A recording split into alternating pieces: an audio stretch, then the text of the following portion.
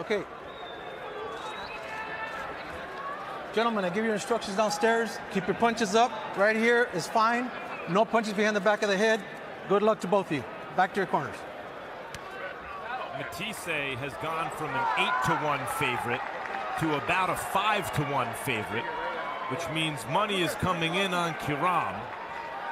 There's a sense in boxing among observers and insiders that Kiram's size and youth and energy could pull off the upset against a 35-year-old warhorse. And how much of that is influenced by what Srisaket Sorungvisai did against Roman Chocolatito Gonzalez last March in Madison Square Garden, and then later in the year at the StubHub Center in Carson? I think it's lazy thinking because they both are from the same country, Sorungvisai and Kiram. But I think it also speaks to the way people see Matthysse as vulnerable. Well, when I look for vulnerability in a situation like this, the first thing that I am struck by, Roy Jones, is the muscular power of Kiram's legs. Look at how big his calves are compared even to Matthysse, who does not have small legs, who has nothing to be bashful about in that regard because he's a big puncher and often that comes from the legs, but Kiram is noticeably stronger in the legs. Yes, it reminds you of the Philippine fighters. Most of those guys have huge calves, so Manny Pacquiao. Yeah, Kiram has that type of calf, has that type of a build. He doesn't seem like a normal welterweight. He looks like a junior middleweight out here. Absolutely. And actually, he is a legitimate middleweight right now at 160. And Matthysse, in only his second fight at welterweight, is relatively small for a welterweight fighter. So that's the reason why, or one of the reasons, there are many, why a number of ringsiders have been talking up the possibility of a Kiram upset in this fight. Well, we haven't seen the thing that I'm going to tell you that could be the upset, and that's the straight right hand.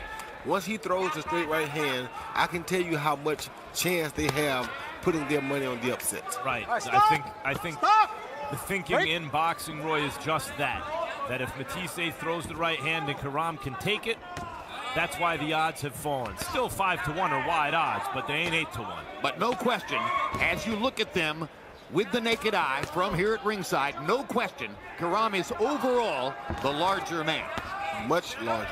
Kiram does have a good 1-2 himself. In fact, that's certainly his best offensive option is the heavy jab followed by the quick right hand. But the way he brings the jab back might seem to invite Matthysse to counter over it with the right hand, and Lucas Matthysse has knocked a lot of opponents down with exactly that move. Yeah, but Lucas don't look so crisp and sharp tonight either, Jim. He looks a little bit slower than we normally see him. He's not as crisp as we see him at 140. Matthysse perhaps still getting used to his relationship with trainer Joel Diaz. It certainly looked good in the fight against Emmanuel Taylor last year. Watch your feet, watch your feet. Not the action fight that many were thinking we could get, at least not in the first round, not yet. No, Matthysse is being cautious, and Kiram is simply range finding with the jab so far in round one. A lot of filling out. There's the range finding, and finally Kiram throws the right hand. But it was a feeling out round.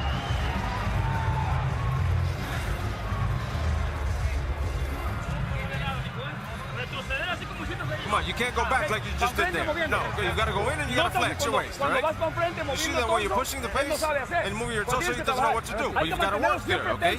You've got to keep him always thinking. So he doesn't know what you're doing, okay? Careful, because he caught you there, huh? It's backhand. Careful.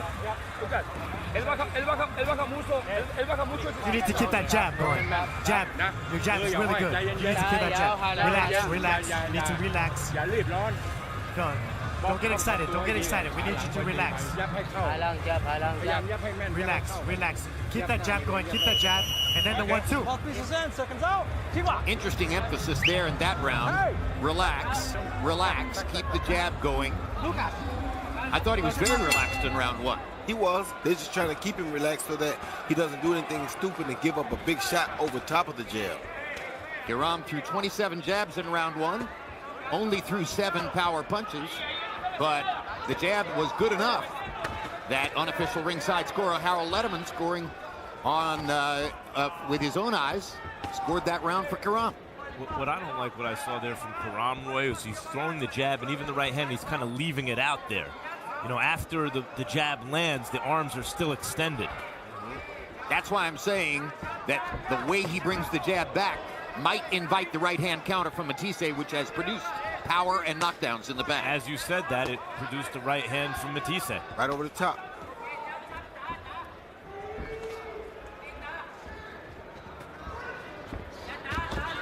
Problem Kiram has is that his Rolodex isn't that thick. He only has a jab and a straight right hand, nothing else.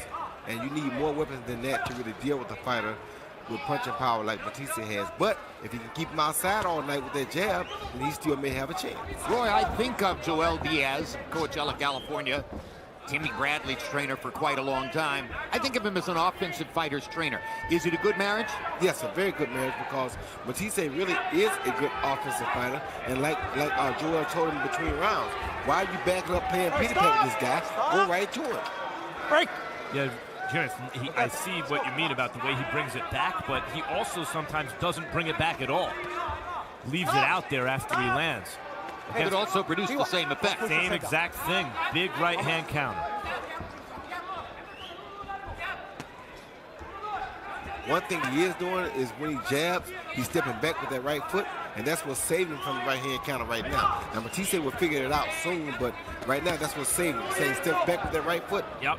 Matthysse just needs to step with him. That's exactly right. I'm about to say he'll figure it out soon, but that's the only thing that's been saving him up to this point. That body shot might have hurt him too.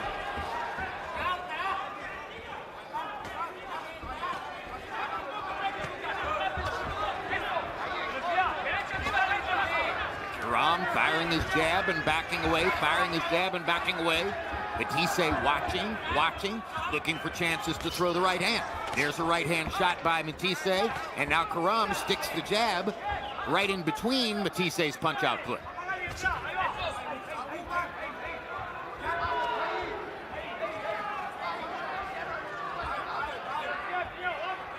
So far, the fight has been Kiram's jab against Matthyisse's deliberation as to whether to counter.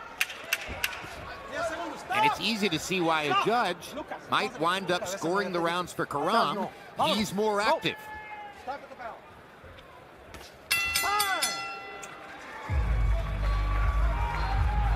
February 24, Boxing After Dark returns with triple header action, headlined by Srisaket Sorang defending his super flyweight title against former world titleist Juan Francisco Estrada. Also that night, Carlos Cuadras versus McWilliams Arroyo, and Dani Nietes takes on Juan Carlos Rebeco. 1 week later, or Rebeco, I should say. 1 week later, we head up the scales for a light heavyweight championship doubleheader as Sergey Kovalev risks his slice of the title against Igor Mikhalkin, and Dimitri Bivol, the division's fastest rising star, takes on Sullivan Barrera. The main event there is the Kovalev-Mikhalkin fight because it has Kovalev in it. But the fight that experts are really interested to see is Bivol against Sullivan Barrera. Bivol's punching power and overall athletic quality against Barrera's Cuban-trained boxing skill. That's the better fight on that card, and it's mainly because we know both guys. Go. Box. Through 2 rounds, Kiram has thrown 51 jabs and Matthysse has thrown 61 total punches. So that makes Kiram the more active of the two fighters in rounds 1 and 2. You know what the most impressive thing about Kiram to me so far, guys, is he had no amateur boxing matches. Very calm for a guy with no amateur experience. In against a world-class fighter and a world-class puncher. And as you said, Roy, kind of a limited repertoire, and yet he has a calmness about him like he's been there before. Highly limited toolbox, but he's not even worried about it, and that's really strange. Well, we've seen it before. Nobody knew much about Srisaket Sorang when he came out of Thailand last year. He already had 4 losses on his record and a draw. A lot of people thought, oh, well, nobody with 4 losses and a draw in Thailand is going to beat Roman Chocolatito Gonzalez. But people failed to recognize that the losses and the draw, 3 of the losses and the draw had taken place way back at the beginning of his career. Like Kiram, he had made a transition out of Muay Thai, the kickboxing form in Thailand, into boxing. Stop. And Soren Visai owned the ring in terms of psychology. Soren Visai, also, if you listen to guys he'd worked with, would say he was a monstrous puncher and was more of a compact fighter in terms of his technique than Kiram. Soren Visai has a killer toolbox. He can throw every punch with power. That's right. Either punch, either hand he chooses to throw to knock you out with, he can do. Kiram does not have that luxury. Now Matthysse is starting to find the range. But that jab still causing him a problem, Max. Yep. But now his punches are starting to land a little more cleanly, and he's not throwing them with power yet. Next comes those same shots with power. Exactly. And he's stepping forward a little bit more quickly to follow Kiram after Kiram throws the jab and backs away with the right foot, as Roy pointed out in rounds 2. Time Matthysse has a little mouse under his right eye. From, excuse me, his left eye, I think it is. It must be from Kiram's right hand. Maybe the right hand. I believe it's the jab that did it. You would think, because he's throwing a lot of them, but it's on the side that the right hand's more likely to land. I ain't seen him land a right hand this year. Danny Garcia caused Lucas Matthysse's right eye to swell shut with his left hook. And of course, we know what Victor Costol did to Matthyse's left eye with his straight right hand. And with that right hand he just threw that, Max, there's no way that could produce a mount. Good body shot by Lucas Matthysse. Hard right hand to the ribcage by Matthysse there. Kiram shaking his head at Matthysse, which almost automatically tells you that he's feeling the punches now.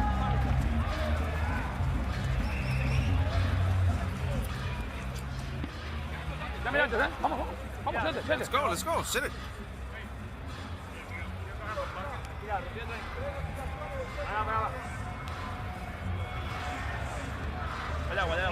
Give him water.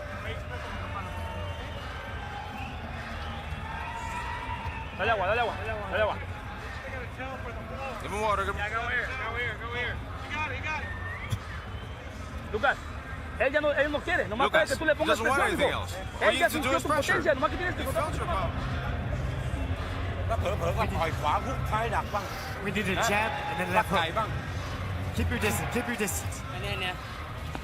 Relax. Keep that jab going, keep that jab. And there's a quick look at the Santa Monica Pier. Busy and active on a chilly Saturday night here in LA. And now we go back to round 4. So far in the fight, CompuBox overall numbers are almost dead even. Matthysse 20 out of 98. Kiram 22 out of 107 at this point. Harold Letterman, how do you have it scored through the first 3? Okay, Jim. I got a 29-28, 2 rounds to 1, Lucas Matthysse. You know, Jim, I'm just not impressed by the power in Tewa Kiram's punches. I don't think there is any power in Tewa Kiram's punches. He throws a lot of nice jabs, but, you know, I don't think he's got real snap to that jab. He lands it, but I don't think it's doing any damage. On the other hand, Matthysse, when he lands, he hurts you. 2 rounds to 1, Lucas Matthysse. Harold may have been right up until the point he was actually making the comment, where Kiram seemed to land his first big right hand and then seemed to draw blood from Matthysse. The sweat was flying, the head was turned. But I know what Harold point. What Harold meant to that point. He was right, exactly. I think. That's right. But it was almost as though Kiram said, "Oh, you want to see power? Here." Must have hurt him. Oh, good right hand. Another good right hand by Tewa Kiram. And this may be because Matthysse was applying pressure at the end of the last round and starting to land some clean shots. Kiram has to put some mustard on his shots to keep Matthysse honest. The question is how much, as a fight like this progresses, if Kiram can continue to throw those kind of shots, how much does the old guy want it?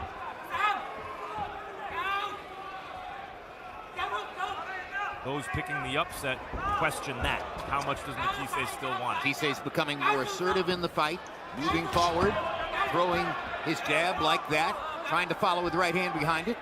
That could give Kiram some punching opportunities. We'll see if he can take advantage of them.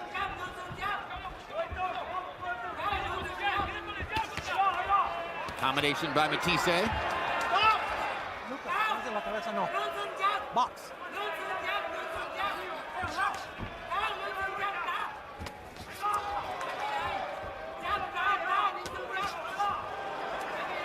There's a tiny mark just above the left eyebrow of Lucas Matthysse. And Matthysse is just not as sharp as we used to seeing him, Max. We used to see him throw much crisper punches than this, much crisper combinations. This is not like the old Lucas Matthysse that I'm used to seeing. Agreed. And he's not fighting a smaller fighter like Emmanuel Taylor right now. He's fighting a really big fighter for the division. Not that the fight is dangerous, but... And the crowd is beginning to sing. And I have to believe, based on the soccer tradition in Argentina, that the singing in the crowd comes from Argentine sports fans, Argentine soccer fans, who are very accustomed to singing at their events, supporting Lucas Matthysse. All right, sit. Good. Water. There's nothing there. Okay, there's nothing there. Relax. Lucas, very well, okay? Doing very well, son. The only thing, you've got to work a bit more punches to the body, all right? When he gets in, when he comes onto you, work him in the center. Turn to the side, all right? Now you see they're working on the left eyebrow of Lucas Matthysse. And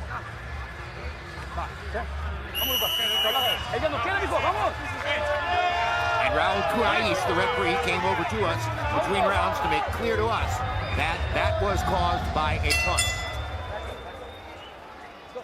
So Matthysse is the first man marked in the competition, and we go to round 5.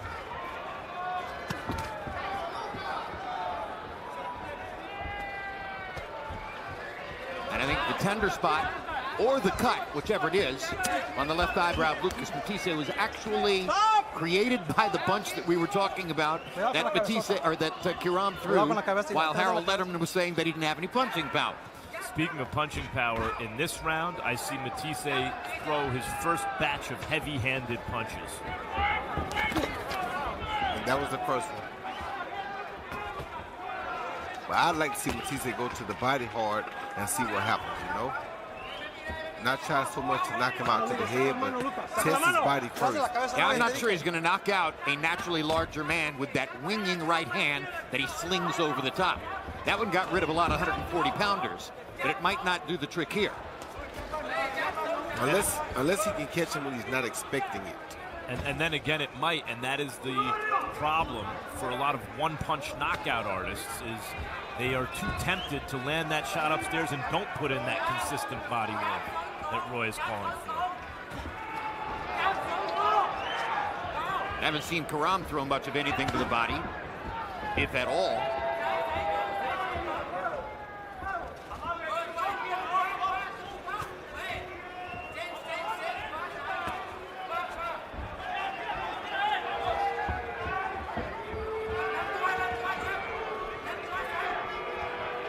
Hear the crowd booing. They were anticipating a really good action fight. Right. And they haven't gotten it yet.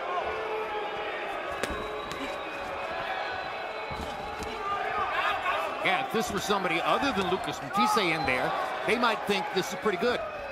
But they expected a lot more.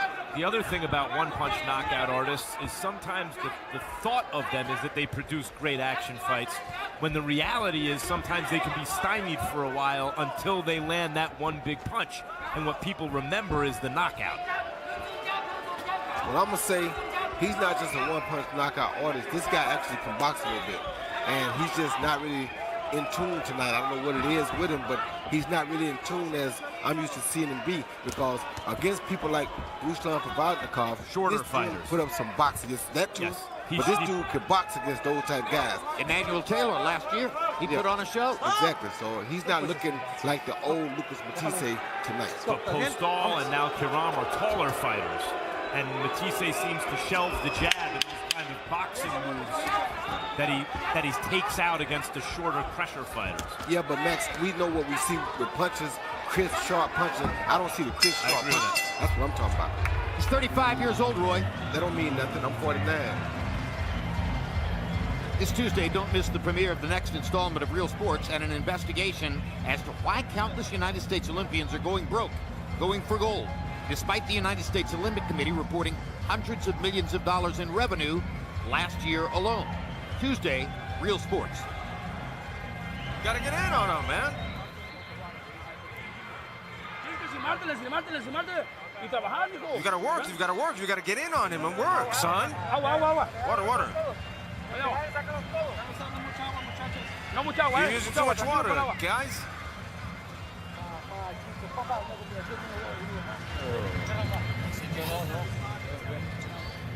Relax, breathe, relax. Okay. We go to round 6 of a scheduled 12.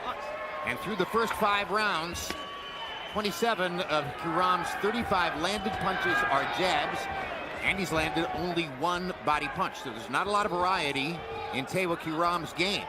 Nevertheless, Lucas Matthysse has not yet figured out how to hurt him or land combinations in such a way as to put him in a defensive or compromising position. Stop!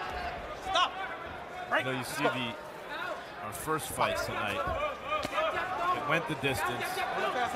No knockdowns, but there were 2 skillful fighters exchanging combinations in the middle of the ring, not holding, not awkwardly moving around and negating the action. And here what we see is a guy without an amateur background in Kiram doing what he can. But I wouldn't call it a stinking fight, but you don't see the same skill level in the middle of the ring and exchanges the way we did in the first fight. Like I say, it's just, to me, something's not right about Lucas tonight, because I know Lucas is a better fighter than this. And I've seen Lucas fight and throw better punches, better combinations. Just something's just not really right with him tonight. I don't know if he got old tonight or what happened, but... Well, that's the question that I was about to ask you at the end of last round. Did you say that you're not seeing the old Lucas Matthysse? Could it be because he has become the old Lucas Matthysse? I don't think that's the case necessarily, but it could be. And a lot of times this happens in preparation. When you prepare like an old fighter, you don't prepare with the sharpness that you did when you were younger. You will show up like this in a fight, but I don't think the age really has a lot to do with it as much as the preparation does. And a lot of fans may wonder how that happens. But boxing training is cumulative. You're going to train for 6-8 weeks. So if you show up at the gym every day and you're 97% of yourself, the people around you are likely to see 100% and say, oh, you're great, you're still the champ, you're amazing. But in fact, you're giving up a little bit every day if you train that way. That's exactly right. Let go. Hey, déjalo ir. Boxers have to motivate from within. Raul Caiz Jr. warning Tewa Kiram there. You keep holding him and take a point away. I don't blame him. It doesn't look like egregious holding, but it's constant whenever Matthysse is in range. And that's partly because he doesn't have the same deep amateur or any amateur background or deep professional background against top fighters. So he doesn't have the tools to play defense in close. Kiram.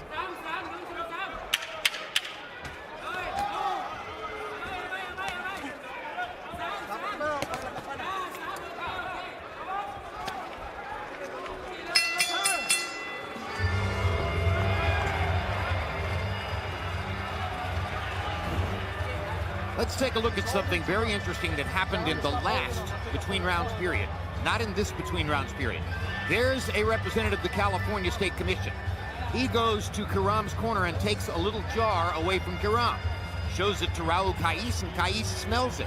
I am told that that jar has now been taken to another room here in the building where the California State Athletic Commission is going to try to determine what it is. And they have been told that it's an herbal substance, and there you saw Kiram using it, sniffing from the jar, and now the California State Athletic Commission is endeavoring to find out what was in the jar, see whether this might be a disqualifiable offense. And of course, we know about Asian medicine, that they use holistic substances in many different ways, not contemplated here in the United States. Who knows? It may or may not be a substance that's listed among banned substances by the California State Athletic Commission. Matthysse averaging 7 out of 33 power per round. 5 power landed in the last 7 fights. 19 of 54, 13 of which were power shots. So, in other words, Matthysse's punch output and the number of landed shots, particularly power shots, way down tonight, and that is a statistical verification of what Roy Jones has been telling you for the past 3 rounds, that he doesn't see the Lucas Matthysse he's been expecting to see. Meanwhile, Harold Letterman, how do you have it through 6? Okay, Jim, I got it 4 rounds to 2, 58-56, Lucas Matthysse. You know, Jim, he's not fighting a great fight. Max said he wouldn't call it a stinking fight, but I would. In any case, Lucas Matthysse landing the hardest shots, and that's all there is to it. Tewa Kiram is out punching him, landing that jab constantly. But the question is, as a judge, you got to determine who's doing more damage. The guy that's landing more jabs or the guy that's landing more power shots. I got it 4 rounds to 2 for Matthysse. I think he's doing more damage with his power shots, and that's how I see it. 4-2, Matthysse. Yeah, in a real stinking fight, it's constant holding. It's not much clean punches landed, and there's too much holding, but it's not all the time, and you are seeing punches landed on both sides, but it's not a barn burner, that's for sure, and it's failing to live up to expectations. I agree with Harold, it stinks. And there's the holding by Kiram. It's also, you combine that with the fact that it's not a very skillful fight. If 2 more skilled fighters produce the same number of punches landed, you at least get to watch technique. Problem being, Max, you got a very skillful fighter in there with a guy who's not so skillful. So this definitely should create some type of fireworks. But the skillful guy just doesn't look like himself tonight. Maybe he can land one of those bombs and produce something. I don't know, but I don't really see it because I don't see the vigor in his punches tonight like I usually see in him. Well, knockouts have a way of making everyone forget what led to them. That's why I say I hope he can get one of those. Crowd begins to register boos.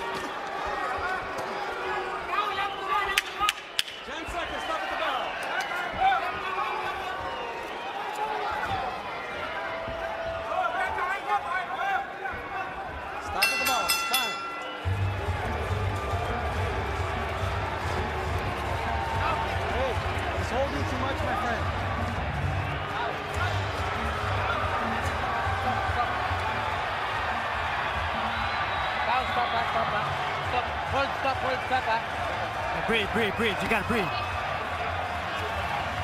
Okay, hold, stop, no. Don't dump, don't be dumping, don't dump. You need to use your jab.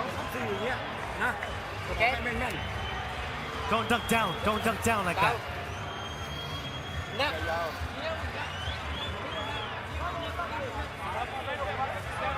Take too much grease, take that grease off. If you hold, I'm gonna check 1 point. Too much grease. Now Raul Kai Sr. goes to Kiram's corner and says, putting too much grease on his face, take the grease off. No holding. Here are some dreadful numbers. Total punches through round 8. Matthysse landing 52 out of 229. Kiram 49 out of 257. That's just low. Inactive. Dull. Bad stuff. And now we come to a scheduled, or the 8th round. There's no combination punching. It's all one punch at a time. And that's the real problem, Max, with Matthysse. He's throwing 1 punch at a time, not throwing 3 or 4 together. And that's causing him to allow Kiram to escape every time. I don't see many Matthysse punches with authority. You know, we told the audience he's one of the hardest punchers in boxing. They wouldn't know it to see this, although there's a left hand that lands, and down goes Kiram. 5, 6, 7, 8. Lucas Matthysse hurt Kiram with a left hook. Let's see if he can finish him now and put an end to what has been a dreadful fight.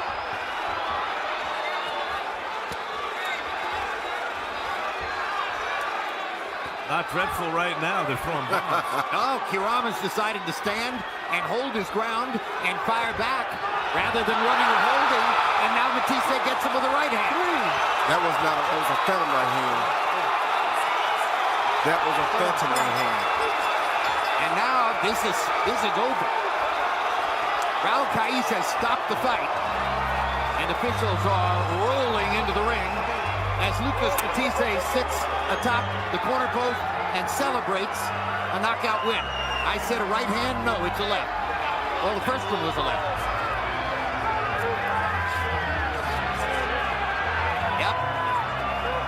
Yep, left hook. All right.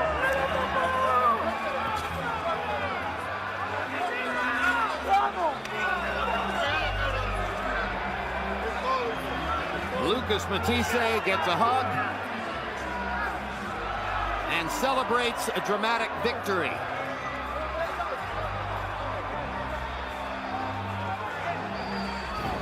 All right, let's see if I miscalled the knockdown punch.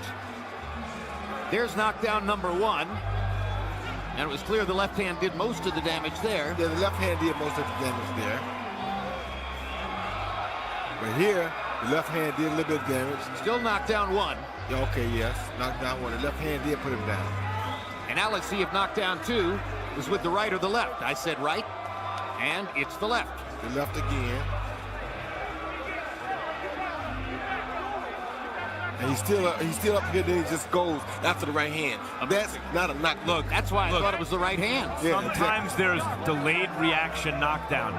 That is the biggest delay I have ever seen. Exactly. I've never seen a delay that long.